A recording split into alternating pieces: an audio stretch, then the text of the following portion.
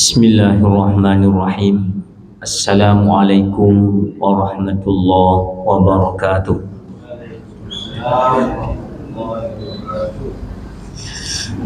Alhamdulillah, wassalatu wassalamu ala habibillah Muhammad ibn Abdillah wa ala alihi wa sahbihi wa mawala, amma ba'du.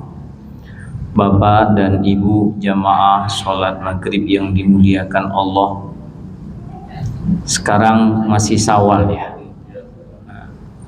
Jadi saya hanya ingin memulai dari Idul Fitri, Pak.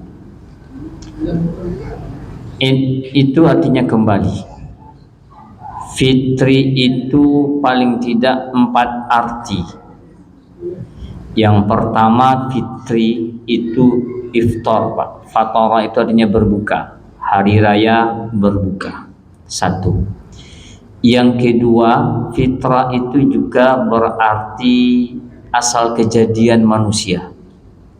Itu juga fitrah. Fitrah itu juga berarti kesucian, suci, Pak.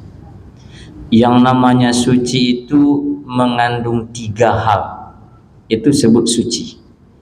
Apa yang 3 itu? Yang pertama adalah benar, yang kedua baik, yang ketiga indah. Jadi kalau orang mengejar kebenaran, maka pasti dia mengejar ilmu. Karena kebenaran itu hanya diketahui dengan ilmu. Kalau orang mengejar yang baik, mencari yang baik, maka dia akan punya etika. Karena baik dan buruk itu tergantung kepada etika seseorang. Kalau dia mengejar keindahan, maka dia mengejar estetika, ya, keindahan. Maka kesucian itu dia baik, dia benar, dan dia juga indah. Itulah orang yang fitrah itu. Yang habis lebaran itu kan situlah letaknya, suci. Itu arti yang kedua, fitri. Yang ketiga artinya adalah asal kejadian manusia. Ya, itu fitrah. Dan yang keempat artinya adalah ad-din. Fa'akim wajhaka lid-dini hanifa fitratallahi allati fataran nasa 'alaiha. Itu ayatnya jelas. Maka luruskanlah agama, menghadap kepada agama dengan lurus, ya, itu adalah fitrah yang telah diciptakan oleh Allah untuk semuanya. Jadi fitrah itu juga berarti agama. Jadi Bapak dan Ibu sekalian, jikalau orang melahirkan atau merayakan Idul Fitri, berarti dia akan mengukuhkan agamanya.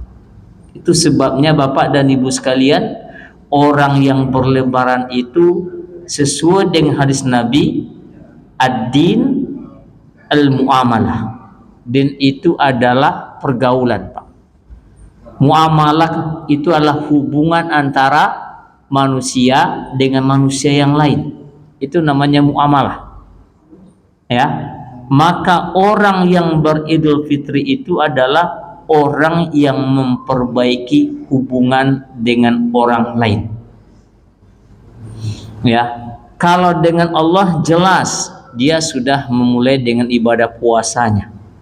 Makanya Al-Quran menyebutkan begini, duribat alaihim zillatu aynama sukifu illa bihablim minallah wa hablim minannas. Maka akan dijadikan manusia itu hina dimanapun mereka berada, kecuali dia punya hubungan yang kuat dengan Allah dan juga hubungan yang kuat dengan manusia. Nabi Musa itu begini, Pak. Dia bertanya kepada Allah, ya Allah, amalan apa yang engkau sukai dari aku? Pertanyaan Nabi Musa. Apakah sholat saya? Tidak, sholat itu hanya untuk kamu. Puasa? Tidak. Haji? Tidak. Jadi apa yang aku sukai itu adalah ketika engkau membantu menolong orang lain. Makanya Adis-Qudsi mengatakan begini Bapak dan Ibu sekalian yang dimuliakan Allah. Siapa yang bukan Adis-Qudsi, siapa yang menghilangkan kesulitan orang lain, maka Allah akan menghilangkan kesulitan-kesulitan dia pada hari kiamat di dunia. Wallahu fi aunil abdi maka nal abdu fi aunil akhi. Allah akan menolong saudaranya, Allah akan menolong hambanya selama hambanya menolong saudaranya. Dan ini yang terlupakan Bapak dan Ibu sekalian. Orang hanya berpatokan dengan ibadah untuk dirinya, tapi dia lupa beribadah untuk orang lain, di mana ibadah menolong orang lain itu adalah menyebabkan kita dicintai oleh Allah Subhanahu wa taala. Konsepnya tadi adalah ad-dinu al-muamalah. Din itu adalah hubungan kita dengan orang lain. Ada seorang perempuan luar biasa Pak ibadahnya, sholatnya luar biasa, puasanya luar biasa, tinggal pula di Mekah hajinya, tapi dia adalah memiliki kebiasaan suka cerewet, suka mencaci orang lain, menggunjing, menggibah orang lain. Lalu ditanyakan kepada Rasulullah SAW, ya Rasulullah, orang ini bagaimana? Maka Nabi mengatakan, hiya finnar, dia dalam neraka. Artinya ibadah yang dia lakukan tadi Bapak dan Ibu sekalian tidak membuat dia peduli dengan orang lain. Ya, tidak membuat dia peduli dengan orang lain, maka dia hanya peduli dengan dirinya dan dia melupakan orang lain. Padahal ad-din al-muamalah. Dalam hadis lain Nabi nyebut begini, ad-dinu nasihah. Agama itu adalah nasihat. Bapak kita baca surah Wal Asri itu. Wal Asri, demi apa artinya itu? Asar itu 3 artinya Pak. Asar itu arti yang pertama adalah waktu sepanjang masa. Itu asar namanya. Asar itu juga artinya adalah waktu matahari akan tenggelam. Itu namanya sholat asar. Asar itu juga artinya kerja keras. Wa yuksirul khamra, kerja keras. Karena orang ketika memeras santan itu pun tidak akan keluar santannya Pak kalau dia tidak punya tenaga. Cobalah kalau percaya. Tapi dia harus punya tenaga, maka santan itu akan keluar. Ya, artinya ketika diterjemahkan wal asri itu demi waktu sepanjang masa, demi waktu asar, demi kerja keras. Kalau hanya sepanjang waktu, kemudian waktu asar, kemudian kerja keras, walaupun sepanjang waktu, walaupun sampai asar, tetap manusia akan merugi. Kecuali ada 4 hal. Di antara yang 4 hal itu adalah watawasau bil haqqi watawasau bis sabri, menasehati. Itulah agama di Bapak dan Ibu sekalian. Nasihat. Ad-din nasihat. Jadi ketika bicara tentang Idul Fitri, artinya kita kembali kepada agama yang benar, konsepnya yang benar Bapak dan Ibu sekalian.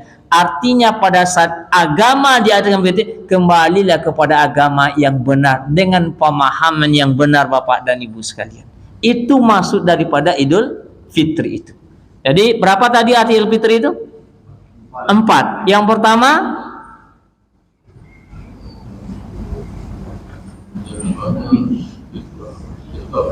iftar, berbuka. Yang kedua, suci. Suci itu tadi 3 dilahirkannya kan. Yang ketiga apa? Asal kejadian manusia. Yang keempat artinya din, agama. Nah, Bapak dan Ibu sekalian yang dimuliakan Allah, maka dalam rangka din itulah, agama itulah, maka kita sebagai manusia kan tak lepas daripada salah dan keliru Pak.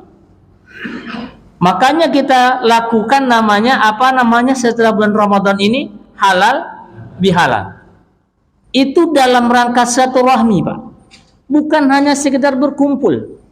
Kalau sama-sama berkumpul, apa bedanya orang berkumpul di pasar dengan orang berkumpul di masjid kalau tidak saling memaafkan? Apa bedanya? Di pasar orang berkumpul juga, Pak. Tujuannya sama, apa? Untuk beli daging habis lebaran. Untuk beli makanan, untuk beli apa? Semuanya berkumpul, tapi tidak tahu sama antara satu dengan yang lain. Kalau ada orang berkumpul pula di masjid, status dan kondisinya sama dengan, apa bedanya? Makanya di dalam silaturahmi, dalam halal bihalal itu Bapak dan Ibu sekalian, sesuai dengan namanya.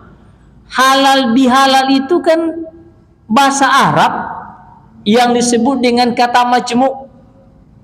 Halal tambah huruf jar tapi dibaca dengan bi, halalun bihalalin. Itu bahasa Arabnya, Pak. Tapi orang Arab sendiri tidak menggunakan kata ini.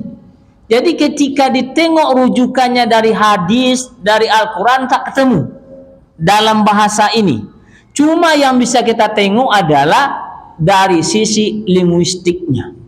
Apa? Dari sisi bahasanya. Ya. Karena ini halal bihalal bukan kebiasaan Islam, tapi adalah tradisi Indonesia. Tapi di situ ada nilai agama, Bapak dan Ibu sekalian yang dimuliakan Allah. Kita paham artinya. Kalau halal dari sisi hukum, halal itu yang diboleh, Pak, ya. Yang dilarang apa namanya? Haram. Halal lawannya adalah haram. Halal yang dibolehkan, yang haram yang tidak dibolehkan. Itu dari sisi hukum, Pak. Kemudian halal pun bisa lawannya makruh. Makruh itu apa? Ditinggalkan dapat pahala, dilakukan tak berdosa. Itu juga. Tapi ada halal ini, Bapak dan Ibu sekalian, yang dibenci. Ada enggak halal yang dibenci? Bukan cerai, tolak, Pak. Cerai itu beda. Tolak. Abgadul halali indallahi at-tolak. Ya. Halal yang sangat dibenci oleh Allah adalah tolak.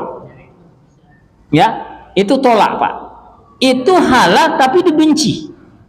Maka dari sisi hukum kayaknya tidak tepat ketika melihat halal bihalal ini.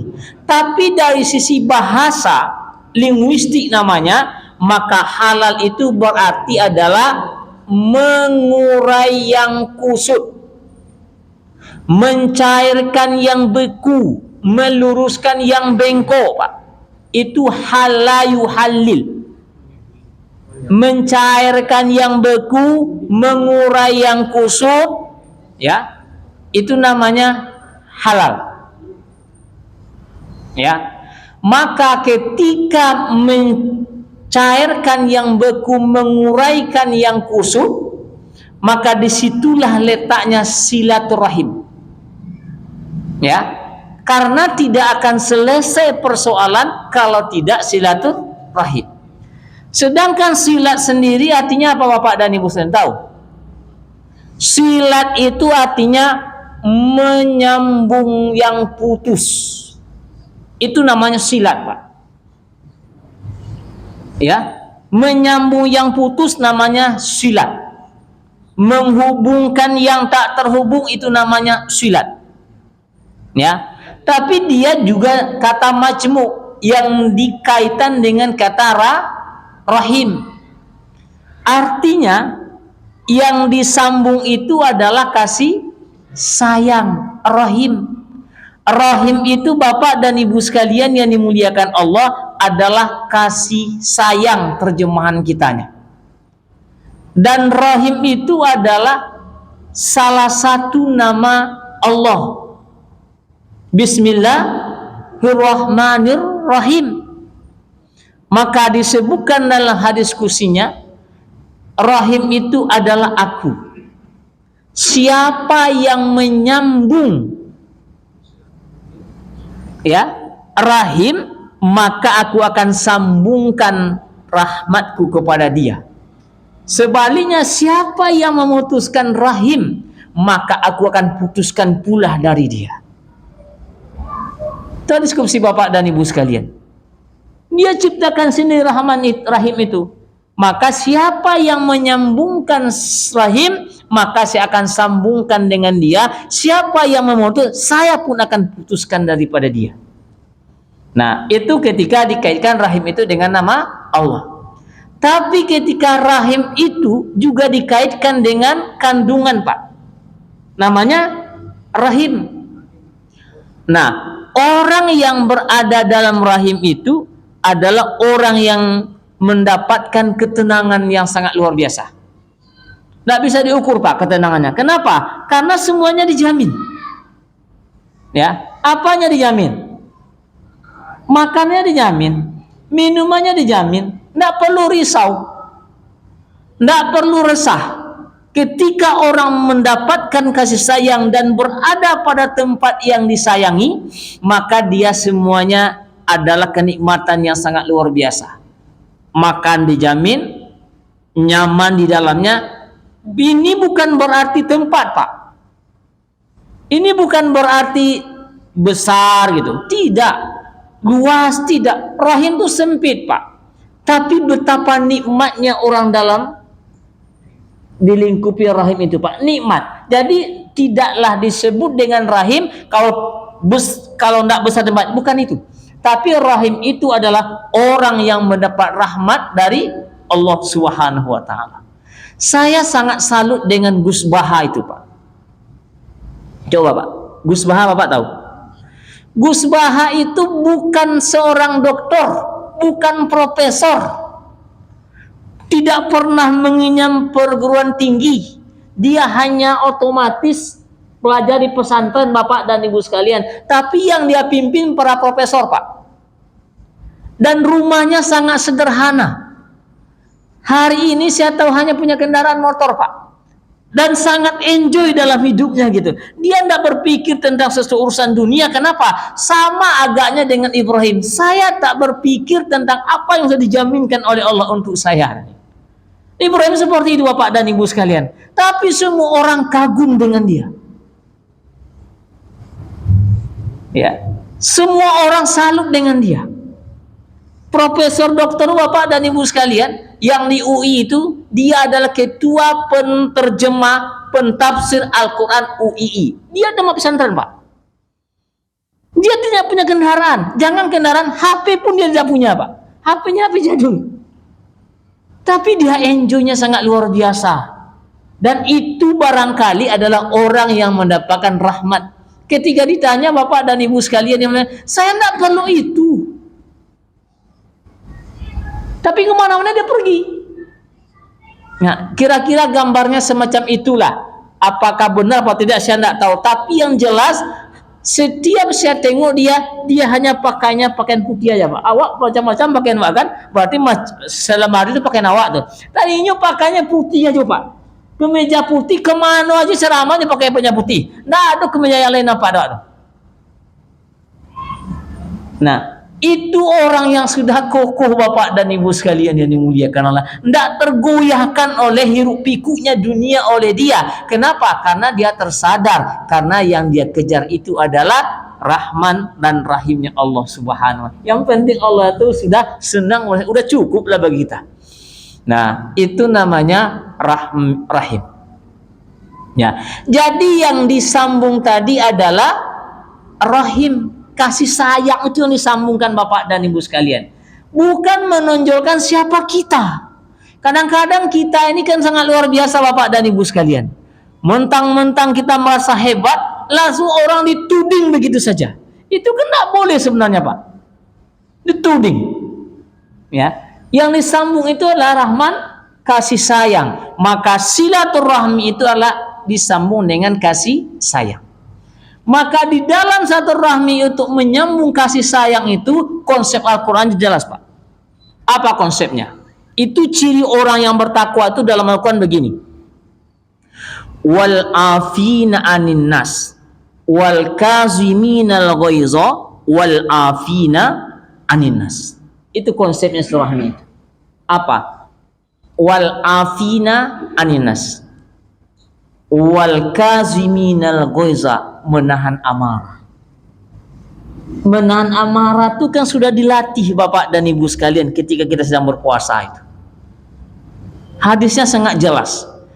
Kalau ada orang yang mencacimu dan mengajakmu untuk berkelahi, baik secara mulut maupun secara fisik, maka katakanlah kepada orang yang ngajak itu, ini soim.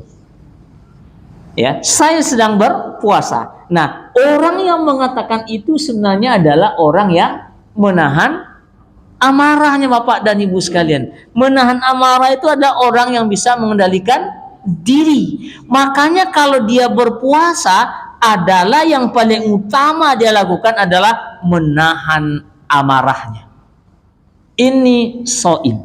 Wal kaziminal ghaiza, menahan amarah. Itu tingkat yang paling rendah, Pak. Menahan amarah itu Bapak dan Ibu sekalian, bukan berarti dia takut, tidak. Bukan berarti dia lemah, bukan. Menahan amarah itu adalah orang yang bisa membalas, tapi dia tidak melakukan pembalasan kepada orang yang menzalimi dia, tapi dia tahan emosinya Bapak dan Ibu sekalian. Itu namanya wal kazim. Beda dengan takut. Kalau takut nengok aku badannya gak danggonya kan? Ikut pejabat kok. Pasti orang takut, tapi tidak. Makanya menahan amarah dia kendalikan jiwanya. Itu disebut dengan al-kaziminal ghaiza. Itu tingkat yang paling bawah. Kalau seandainya dia juga menahan amarahnya, ada orang yang mencacinya, nanti dah tengok pukul malam kan? Itu namanya orang pendendam, Pak. Itu sama dengan orang yang mencaci, tidak ada bedanya. Dia mencaci, kita mencaci, apa bedanya? Sama-sama pencaci. Maka ketika orang mencaci, kita tahan amarah. Ketika kita dizalimi, kita tahan amarah. Bukan kita tidak bisa membalas Bapak dan Ibu sekalian. Kadang-kadang kan sabar terus tidak ada batasnya Ustaz nih kan. Sampai sabar itu ada batasnya Ustaz. Kalau tidak tahan psikolnya, ayo pelopenya jadinya nih kan. Kalau itu tidak menahan amarah Pak. Dan amarah itu luar biasa. Ya. Nah, yang kedua, yang lebih hebat daripada menahan amarah itu adalah wal afina aninas, memaafkan Pak, memaafkan. Ya, afi itu artinya al-afu, wal ya'fu, dan hendaklah dia memaafkan. Memaafkan itu artinya adalah menghapuskan Pak. Orang berbuat zalim kepada kita, kita hapuskan dalam hati kita sehingga kita tidak membuat menjadi pendendam. Hapuskan, artinya ada ingat. Makanya salah satu sahabat yang dijamin ahli surga oleh Rasulullah SAW adalah orang yang pada malam harinya sebelum dia tidur, dia berkata kepada dirinya, saya maafkan semua orang yang telah menzalimi saya hari ini. Itu ahli surga loh Pak, yang ngomong semacam itu. Tapi kalau ada orang yang sampai malamnya dia berkata, besok dan cari jalan untuk membalas, itu namanya pendendam. Ya. Kalau tidak bisa dia membalas, nanti anak keturunan membalas. Itu pendendam benar Pak. Orang muslim itu adalah al-afu, memaafkan. Makanya dalam konsep ini Bapak dan Ibu sekalian, ada dua hal yang bisa diingat dan dua hal yang harus dilupakan. Nah, dua yang harus diingat itu apa? Kebaikan orang lain kepada kita, maka kita akan menjadi orang yang bisa berterima kasih kalau kepada manusia. Dan ketika kepada Allah kita lihat nikmatnya, kita akan menjadi orang bersyukur. Itu kebaikan. Yang kedua, yang harus diingat itu adalah kesalahan kita kepada orang lain yang membuat kita harus minta maaf. Dan kesalahan kita kepada Allah itu membuat kita istighfar. Ya. Istighfar 3 kalinya, kesalahan lah banyak. Nabi itu 80 kali, Pak. Kesalahan enggak ada. Kenapa kita bisa lakukan itu? Karena awak enggak tahu salah. Kalau tahu salah Bapak dan Ibu sekalian, oh setiap malam itu akan istighfar dia. Wabil asharihum yastaghfirun wal mustaghfirina bil ashar. Di sahur mereka istighfar, di sahur mereka beristighfar. Kenapa? Tahu salahnya. Tapi kalau tak tahu salahnya, tidak akan ada orang yang tak maaf. Kalau tak tahu dia salahnya kepada Allah, dia tidak akan pernah minta ampun. Makanya tahu salahnya. Itu yang diingat. Yang harus dilupakan itu adalah kebaikan kita kepada orang lain. Jangan pernah diingat, Pak. Kalau diingat kebaikan kita kepada orang lain, atau menyebut-nyebutnya bantuan kita kepada orang lain, itu nilainya tak ada. La tubdilu sadaqatikum bil manni wal aza. Jangan kau pernah sebut-sebut lagi yang sudah kau berikan kepada orang lain, apalagi sempat membuat orang lain sakit hati karena pemberiannya. Kecilnya kan, nanti dan baliknya kan. Kalau sampai semacam itu, habis nilai ibadah, Pak.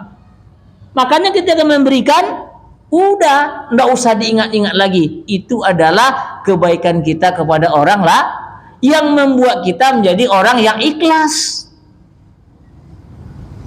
Ya. Apalagi harus dilupakan keburukan orang lain. Jangan diingat. Kalau kita ingat, kita akan jadi pendendam. Tapi kalau kita tidak ingat, kita akan menjadi orang yang pemaaf. Nah, 2 yang harus diingat dan 2 yang harus dilupakan, maka menjadilah orang yang pemaaf. Hapuskan kesalahan orang lain dalam diri kita, dan tak perlu kita ingat-ingat lagi kesalahan itu, Bapak dan Ibu sekalian. Yang lebih hebat lagi daripada al-afu itu adalah as-safaha, Pak.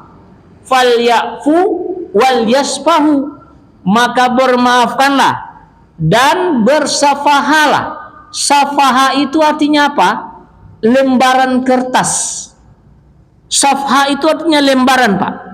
Artinya kita bersalaman, maka sebenarnya bukan hanya sekedar menghapus, tapi sudah menukar lembaran baru dalam kehidupan kita. Yang tadi kita punya masalah sudah kita hapus, kemudian sudah bersafaha pula, berarti yang lalu sudahlah berlalu, tidak perlu diingat lagi, hidup sajalah hari ini. Itu namanya safaha. Dan paling hebat lagi siapa? Al-muhsin, ihsan, Pak. Membalas kebaikan orang, membalas keburukan orang dengan kebaikan yang ada pada itu yang lebih hebat, Pak. Dan itulah yang disebut dengan ibadur rahman. Sebut oleh Allah, tabarakalladzi ja'ala fis sama, tabarakal wa ibadur rahmanil ladzina yamshuna 'alal ardi haunan wa idza khatabahumul jahiluna qalu salama.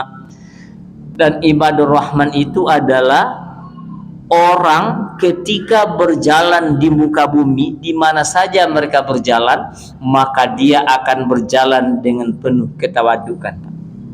Enggak mentang-mentang lo kan, enggak membangga-banggakan diri, tapi ketika dia ditegur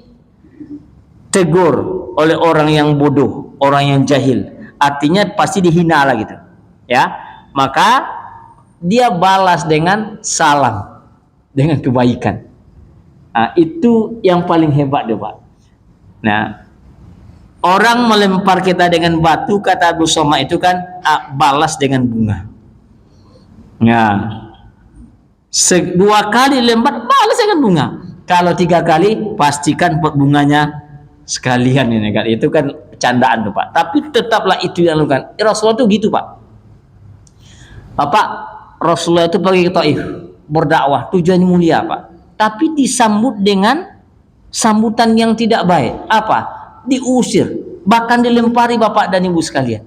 Nah, pada saat yang sama ada malaikat penjaga bukit itu datang kepada Rasulullah menawarkan bantuan. Rasulullah, kamu perlu bantuan? saya malaikat penjaga bukit ini, maka kalau kau minta bantuan, saya akan timpakan gunung atau bukit ini kepada penduduk Taif. Apa kata Rasulullah, Pak dan Ibu sekalian? Tidak usah. Ya, innahum qaumul la ya'lamun. Mereka adalah kaum yang tidak tahu, tapi suatu ketika nanti akan lahirlah dari rahim-rahim mereka pemimpin-pemimpin umat ini. Nah, begitu Rasulullah itu mencontohkan kepada kita Bapak dan Ibu sekalian. Nah, sampai jam berapa nih? Dah. Nah, ada kuis ya? Nah, 5. Ibu-ibu dulu. Tadi Idul Fitri itu artinya berapa? Apa aja?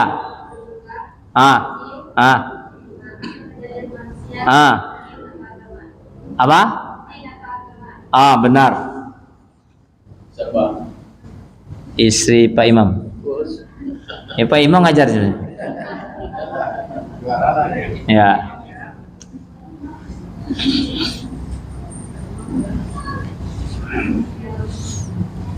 Oi. Mana dianya? Nah, pertanyaan yang kedua, itu ibu lagi enggak? Tadi ketika dijelaskan Idul Fitri itu berarti agama. Tadi saya jelaskan agama itu 2 untuk hubungannya dengan manusia. Apa saja tadi? Pertama, agama sebagai apa?